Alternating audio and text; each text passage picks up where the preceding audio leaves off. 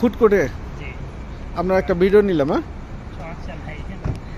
আমাদের মনে করেন যে হচ্ছে গিয়ে আমি তো ব্লগ করি, তো আপনার একটাই নিলাম। হ্যাঁ, ওকে, প্রবলেম নাই। ওকে। কত টাকা বেতন পান? তো থাকা খাওয়া ফ্রি দিয়ে 2400 টাকা। 2400। 2 বছর আছেন? আসছি। পারমিট? পারমিট হচ্ছে গিয়ে আমাদের কোম্পানি থেকে, কিন্তু এখন আমি নিজে লাগাই পারমিট। পাসপোর্ট নিয়ে নিছি তো, আর পারমিট লাগাতে 4000 ডিগ্রি লাগে।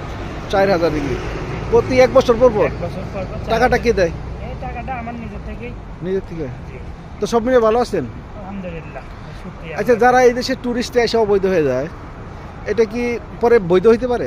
হ্যাঁ, অবশ্যই। আপনার হচ্ছে যখন সার্কুলার দেয়, অনেক দেখা যায় 2 বছর পরেও দেয়, 6 বছর পরেও দেয়। এরা বেতন পায় কিরকম? এদের বেতন আছে, এরা যদি কনস্ট্রাকশন লাইনে কাজ করে তাহলে মাসে 4000 3000 এরকম।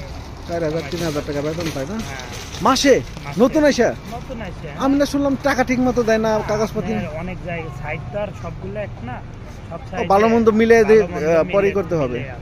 তো যাই হোক, টুরিস্টে এসে কাজ না করাই ভালো, এরকম অবৈধ কাজ না করাই ভালো। কারণ আমাদের দেশের বদনাম হয়। জি, অবশ্যই বদনাম হয়, তারপর নিজেরও ক্ষতি হয়। নিজেরও ক্ষতি। 5-6 বছর থাকতে পারলে সেটাই। আবার রিস্কও আছে, যে কোনো সময় ধরলে প্রবলেম। দেখা গেল আপনার 10 দিন কাজ করলেন, 10 দিন কাজ করার পর ধরে ফেলছে। ধরে ফেলার পর দেশে পাঠা দিল, তাহলে তো লাভ নেই। এত টাকা দিয়ে আসে। টাকা দিয়ে আসে। আর আরেকটা জিনিস, ইমিগ্রেশনে যে প্রবলেমগুলো করে এই অবৈধ আসার কারণে এরা থাকে, এই জন্য। ঠিক আছে না?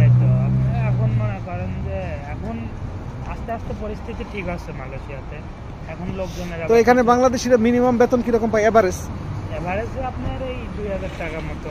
2000 বলতে বাংলাদেশের 60,000 এরকম আছে। হ্যাঁ, এটা নরমাল মিনিমাম। নরমাল। হ্যাঁ, আর অনেকে তো আছে যে 2 লাখও কামায়, সেটা আলাদা। পাই।